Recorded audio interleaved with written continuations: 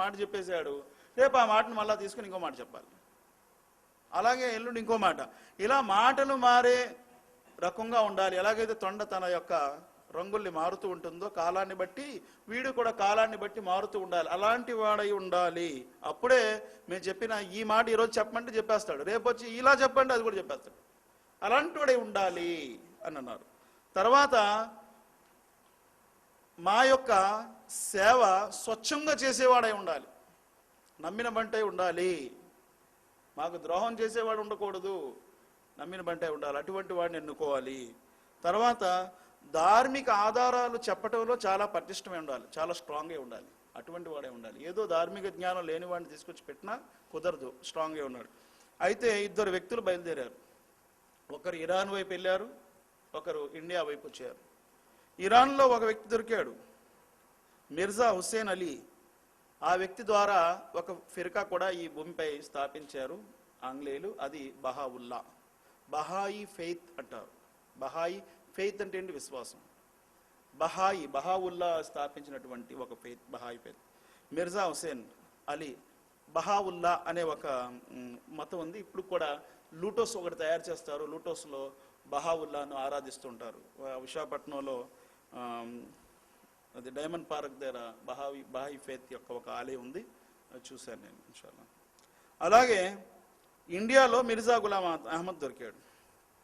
మిర్జా గులాం అహ్మద్ తరచుగా అప్పటికే ప్రజల్లో మంచి పేరు సంపాదించి ఉన్నాడు. డిబేట్స్ చేసేవాడు, క్రైస్తవులతో హిందువులతో డిబేట్లు చేసేవాడు. 1880లో ఒక డిబేట్ అయ్యింది. ఆ డిబేట్ ఏంటంటే, క్రీస్తు శిలువపై మరణించారా? ఆ డిబేట్లో ఆయన అసలు ఈసా అలైహిస్సలాం మరణించలేదు, అల్లా ఆయన్ని లేపుకున్నాడు అని చెప్పి గట్టిగా వాదించి పుస్తకం కూడా రాశాడు. కానీ ఎప్పుడైతే బ్రిటిష్ వాళ్ళు ఆంగ్లేయులు ఎన్నుకున్నారో వెంటనే నేనే మసీని అని చెప్పి ప్రకటించుకున్నాడు. ఆ మసీ చనిపోయాడు అని అన్నారు. మరి ఆ మసీ వస్తారని మనం అందరూ ఎదురు చూస్తున్నాం. ముస్లింలందరూ ఆయనే వస్తారు, ఈసా ఇబ్న్ మరియం వస్తారని. కానీ ఈయనంటాడు ఆయన చనిపోయారు, ఇంకా ఆయన రారు, నేనే ఆయనను అని చెప్పి ప్రకటించుకున్నాడు. గత క్లాస్లో జరిగినటువంటి విషయాలు చెప్పారు. ఒక్కసారే ప్రకటించలేదు నేను ప్రవక్త అని చెప్పి స్టెప్స్ చెప్పారు కదా గురుగారు. చాలా మొదటి క్లాస్లో చాలా చక్కగా స్టెప్స్ అన్నీ చెప్పుకొచ్చారు. ఆ రకంగా వాడు స్టెప్ బై స్టెప్ వెళ్ళాడు, కానీ ఒక్కసారి ప్రవక్త అని ప్రకటించుకోలేదు. అయితే ఇప్పటికీ కూడా ఈయన మన నదవీ గారు చెప్పినటువంటి ఒక విషయం ఏంటంటే, దానిపై ఒత్తిడేశారు ఆయన. ఆ ఒత్తిడి ఏంటంటే, ఇప్పటికి కూడా గ్రుడ్డిగా తక్లీద్ చేసేవారు, అంటే గ్రుడ్డిగా ఆలింలని అనుసరించేవారు ఉన్నారు, వారి ద్వారా ఎప్పటికైనా ప్రమాదం ఉంది అని. మరలా ప్రమాదం రావచ్చు, ఎటువంటి ప్రమాదాలు మరలా రావచ్చు. ఎందుకంటే ఖురాన్ హదీస్ ఆధారం లేకపోయినా ఆలిం ఏది చెప్తే అదే సత్యం అని చెప్పి పాటించే వారు ఉన్నారు. వారు ఈ విషయంలో కొంచెం ఆలోచించి వారు తమ యొక్క జీవితాన్ని సంస్కరిస్తే బాగుంటుంది అని అన్నారు. అలాగే ఖాదియానీ జమాతు వారు ఒక ఫిర్కా అని చాలామంది అనుకుంటున్నారు. ఇది అసలు తప్పు. ఎందుకంటే ఖాదియానీ జమాతు ఫిర్కా కానే కాదు. మరి ఏంటి? ఖాదియానీ జమాతు నేరుగా వేరొక కొత్త మతం. అది పోనీ అయితే కొత్త మతం కదా, మరి వారితో మీరు ఎందుకు ఇంతగా వాదిస్తున్నారు అని చెప్పి చాలామంది అంటారు. వాళ్ళు కొత్త మతం పెట్టుకుంటే పెట్టుకోవచ్చు. హిందువులు ఉన్నారు, క్రైస్తవులు ఉన్నారు, వాళ్ళతో అంతా వాదించరు కదా, వాళ్ళ గురించి సెమినార్లు పెట్టగలరు కదా, వారి గురించి సెట్టింగ్స్ పెద్ద పెద్ద కాన్ఫరెన్స్లు ఏం చేయరు కదా, మరి ఖాదియానీ జమాత్ గురించి ఎందుకు చేయాలి అని ఒక క్వశ్చన్ వచ్చింది. చాలామంది అడుగుతారు. ఇక్కడ ఏంటంటే ఖాదియానీ జమాతు ఏదో ఒక హిందూ ధర్మం నుంచి వేరే ఒక జమాత్ పెట్టుకుంటే, క్రైస్తవ ధర్మం నుంచి వేరే ఒక జమాత్ పెట్టుకుంటే అది ఏమీ కూడా అభ్యంతరం లేదు. ముస్లింలుగా ప్రకటించుకుంటున్న ఈ ఖాదియానీ ఒక కొత్త మతాన్ని తీసుకొచ్చి పెట్టాడు. ప్రకటించుకోవడం మటుకు ముస్లింలు ప్రకటిస్తున్నాడు, ముస్లిం పేరుతో భ్రష్టత్వం తీసుకెళ్ళిపోతున్నాడు, గుమరా చేస్తున్నాడు. ఇది ఒక పెద్ద ప్రమాదం. అందుకే ప్రమాదం అనేది కొత్తగా వచ్చినటువంటి మతాలతో వేరేగా కొత్త మతం ఏదైనా వస్తే దానివల్ల ప్రమాదం లేదు, కానీ ఇస్లాం పేరు చెప్పుకొని కొత్త మతం పెట్టుకోవడం అనేది ఇది చాలా ప్రమాదకరం. అందుకే దీన్ని ఖండించటానికి అబూబకర్ సిద్దీక్ రదియల్లాహు అన్హు వారు మొట్టమొదట ప్రారంభంలోనే నడుం బిగించారు. ఎప్పుడైతే ముసాలిమా కజ్జాబు వాడు నేను ప్రవక్తని అని చెప్పి ప్రకటించుకున్నాడు, వాడితో యుద్ధం చేశారు. అందులో చాలామంది షహీద్ అయిపోయారు కూడా, అమరవీరులు అయిపోయారు. అయినా సరే అది పూర్తిగా భూమి నుండి చెరిపినంత వరకు ఆయన ఆనందంగా సుఖంగా నిద్రపోలేదు. మిర్జాలో 3 పేర్లతో ఎక్కువగా వీరు చలామణి అవుతూ ఉంటారు ప్రపంచంలో. మిర్జాయత్, అహ్మదియా, ఖాదియాని. ఈ 3 పేర్లు కూడా ఒకరివే. తర్వాత ఈ 3 పేర్లు గల ఈ జమాతు, ఈ 3 పేర్లు గల ఈ మతానికి ఎప్పుడైతే బ్యాన్ వేశారో, ముస్లిం దేశాలన్నీ కూడా బ్యాన్ వేశారు. ఏమని బ్యాన్ వేశారు? వారు నాన్ ముస్లిమ్స్. ఒక ప్రకటన అయిపోయింది పూర్తి ప్రపంచంలో. వీరు నాన్ ముస్లిమ్స్, ముస్లింకి ఇస్లాంకి వీరికి సంబంధం లేనే లేదు, హజ్ యాత్రకి అలౌడ్ లేదు, నాన్ ముస్లిమ్స్ అని చెప్పి ఎప్పుడైతే ప్రకటన అయిపోయిందో మళ్ళా బ్రిటిష్ వారికి దడపట్టుకుంది. ఆంగ్లేయులకు మళ్ళా దడపట్టుకొని వీళ్ళు నాన్ ముస్లిమ్స్ అనేసారు కదా, ఇప్పుడు నాన్ ముస్లిమ్స్ అంటే మొత్తం ముస్లిమ్స్ అందరూ వీళ్ళు దాడి చేసి ఫినిష్ చేస్తారు. అందుకే వీళ్ళు నాన్ ముస్లిమ్స్ అనే ఈ ముద్ర పడిపోయింది, ఆ ముద్రను తీసేయాలి అంటే ఏం చేయాలి? మరొక జమాతు అందులో నుంచి తీశారు. అందులో నుంచి ఒక జమాత్ తీశారు. ఆ జమాతు లాహోరీ జమాత్. కాదియానీలో నుంచి ఒక జమాత్ వచ్చింది, అది లాహోరీ జమాత్. లాహోరీ జమాత్ వాళ్ళు ఏం చెప్తారు? మిర్జా ప్రవక్త కాదండి, నబీ కాదు. ఆ నబీ అంటాం కూడా తప్పే, ఆయన ఒక ముజద్దిద్. చూడండి, మళ్ళా ఎలాగైతే మొదటి మెట్ల నుంచి అలా దించుకొచ్చాడో మళ్ళా వెనక్కి వెళ్ళాడు. ఎందుకు వెళ్ళారు? మళ్ళా లాక్కురాడు. ఒక వ్యక్తిని కొట్టడానికి ప్రయత్నించాడు, వాడు పోల్చుకున్నాడు శత్రువు అని. అబ్బాయి లేదు లేదు, నీకు మేలు చేసే వాళ్ళు ఇంకోళ్ళు ఉన్నారు అని చెప్పి వాళ్ళ తాలూకోలే తీసుకెళ్ళి మళ్ళీ అక్కడ కలిపి వీటితో మళ్ళీ కొట్టించాలి. అలాగేంటంటే మళ్ళా వెనక్కి వెళ్ళారు. ఇదే మునాఫిక్ యొక్క గుణం. మునాఫిక్ యొక్క గుణం ఏంటంటే ఒక మాట చెప్తాడు, దాన్ని మళ్ళా చలామణి అవ్వకపోతే మళ్ళా వెనక్కి వస్తాడు. వాడికి ఎప్పుడు భయం ఉంటుంది, ఏమో ఈ మాట ద్వారా నన్ను ఏమో అంతం చేసేస్తాడేమో, సమాప్తం చేసేస్తాడేమో అని. ఇదాదాకల్ మునాఫికు నా సూరాలో ప్రారంభంలోనే వస్తుంది. 63వ సూరా చదివి చూడండి. మునాఫికుల గుణం ఈ గుణానికి ఏమి తేడా ఉండదు. వైదా రాయతం తూజిబుక అస్సాం. వారు ఎలా ఉంటారంటే ఎప్పుడు కూడా ఏ ఆపద వచ్చి పడుతుందో మేము చేస్తున్న ఈ ప్రయత్నానికి అని చెప్పి వాళ్ళు ఎప్పుడు భయాందోళనలో ఉంటారు. ఇదే మరలా లాహోరీ జమాత్ అని ఒకటి సృష్టించి ఒక కొత్త పోకడని, కొత్త విశ్వాసాన్ని వారు ప్రకటించడం ప్రారంభించారు. అయినా సరే ముస్లిమ్స్ ఎవరు కూడా దాన్ని యాక్సెప్ట్ చేయలేదు. అల్హమ్దులిల్లా.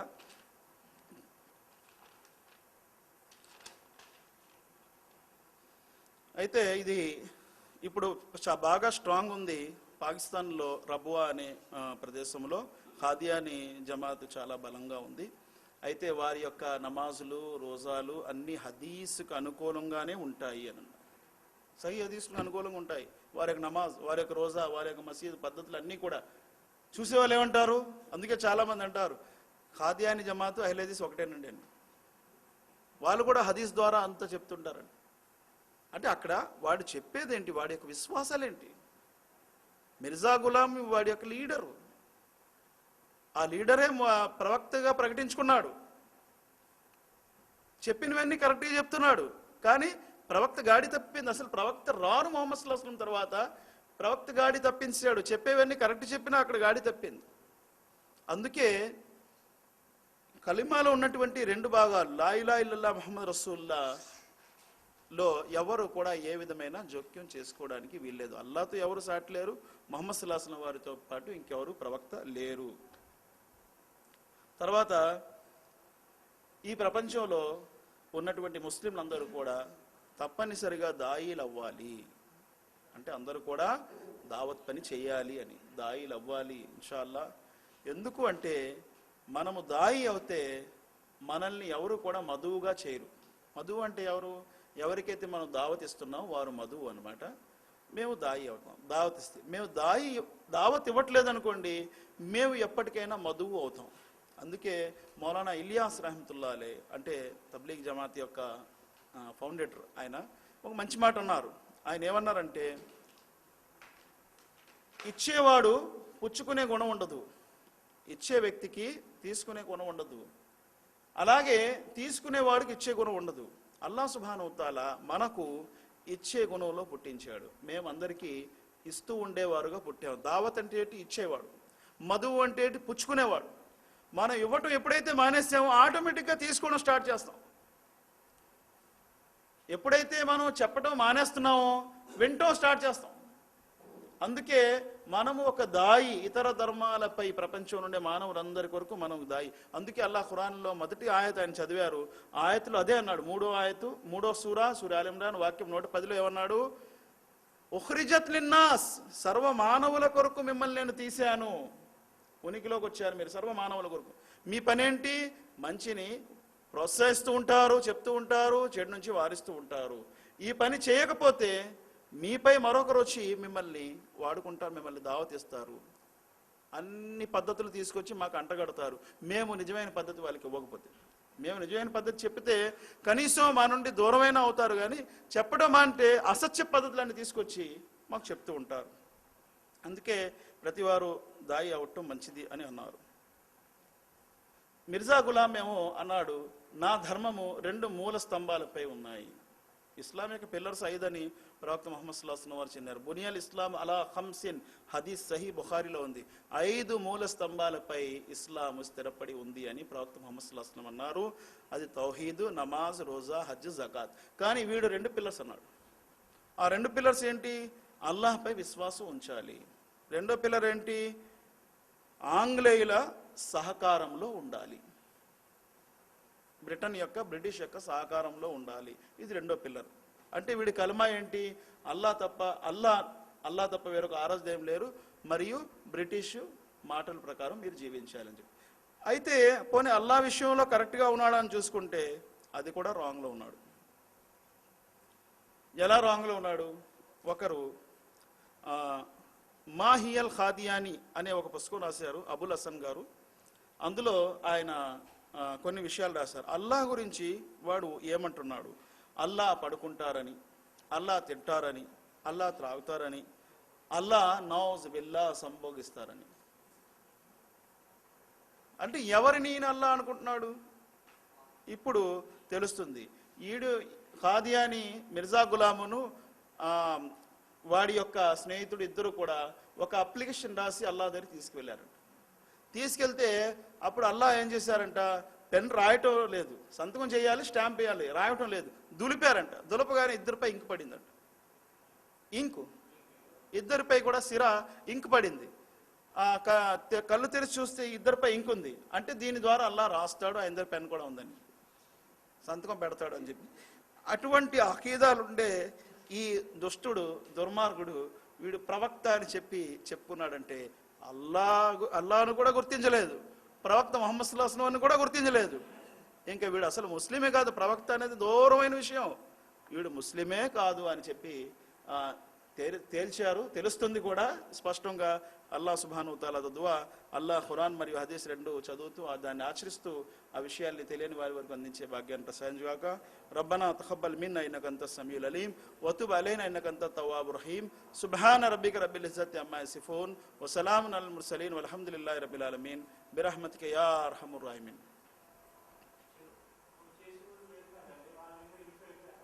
వెళ్ళిపోయినంత మాత్రాన్ని ముస్లింలతో వాళ్ళకి విముక్తి ఏమీ దొరకలేదు, ముస్లింలతో విముక్తి ఏమీ దొరకలేదు. ఎందుకంటే ఎప్పుడు వరకైతే కాబా ఉంటుందో, కాబా ఉందా, వేరే వైపు ఎటువైపోయినా అప్పుడు ఖాదియాన్ వైపు డైవర్ట్ చేశారు. ఇప్పుడు కాబా నుంచి వాళ్ళ దృష్టి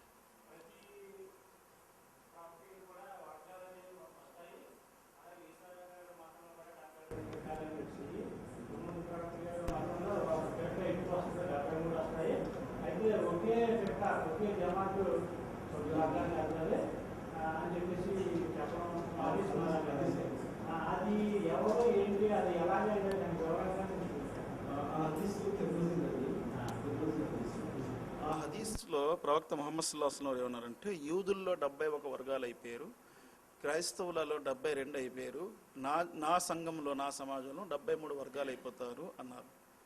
కుల్లుహుం ఫిన్నార్ ఇల్లా మిల్లత వాహిదా అని అన్నారు.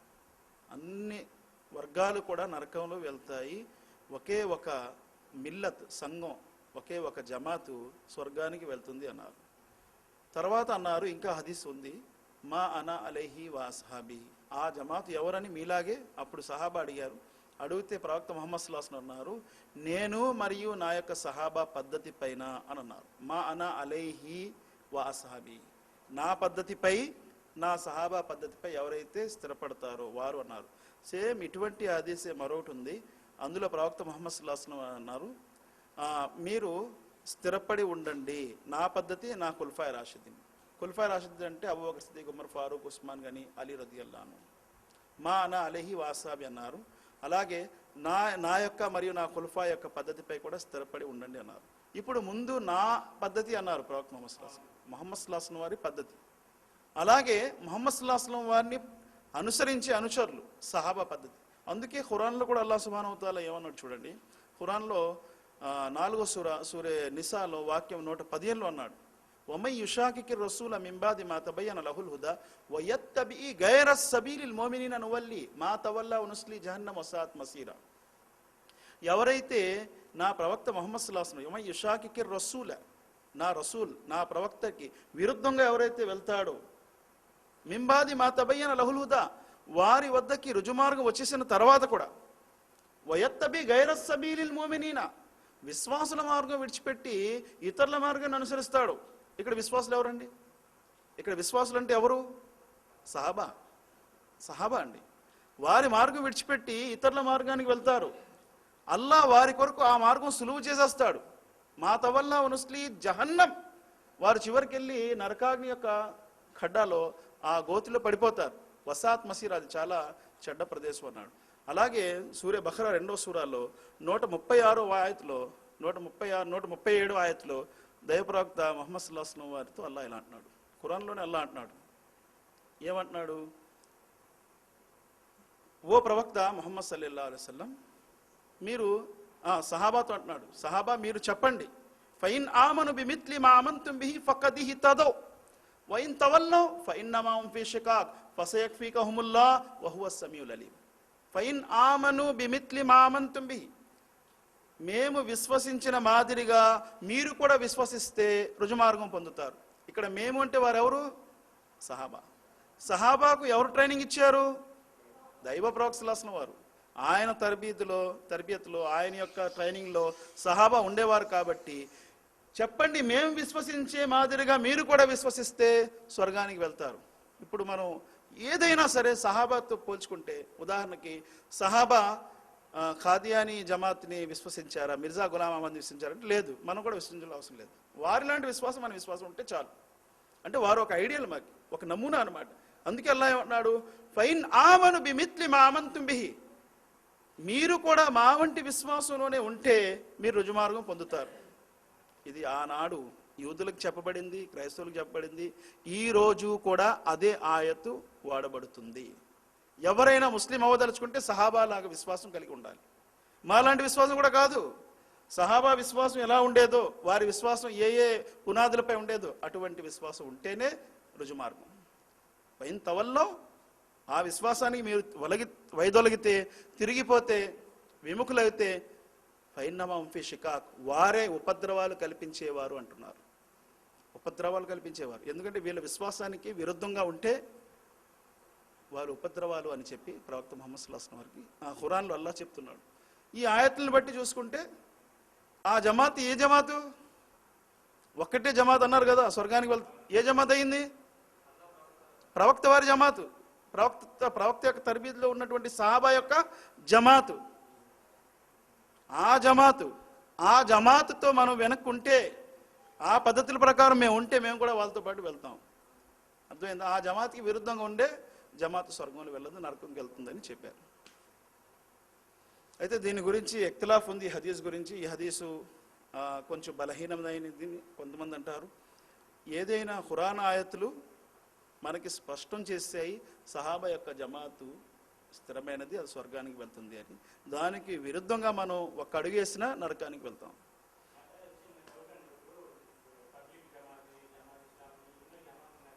అవును,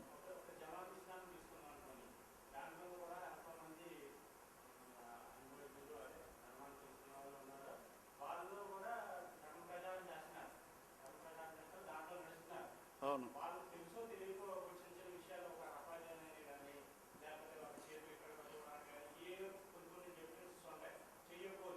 అవును.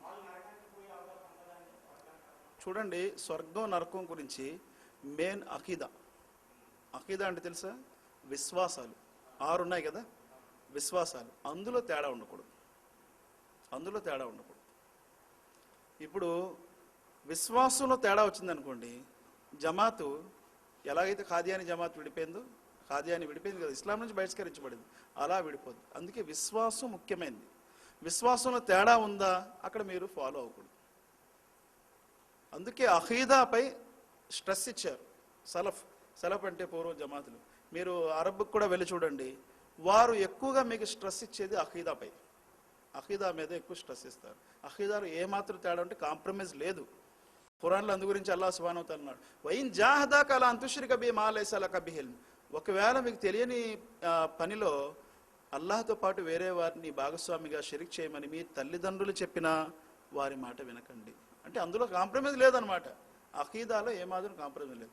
ఇంకా వేరే విషయాలు అంటారా, అది అల్లాహ్ సుబ్హానహు వ తఆలా లెక్కలు తీసుకుంటాడు, ఎలా తీసుకోవాలి. ఎందుకంటే ఒక వ్యక్తి తెలిసి చేస్తాడు, ఒక వ్యక్తి తెలియకుండా చేస్తాడు, తెలియక చేస్తాడు, అనేక రకాలుగా ఉంటారు. ప్రతి వారిని ఒకే వరుసలో జమ కట్టలేము. అందుగురించి ముఖ్యమైనది అఖీదా.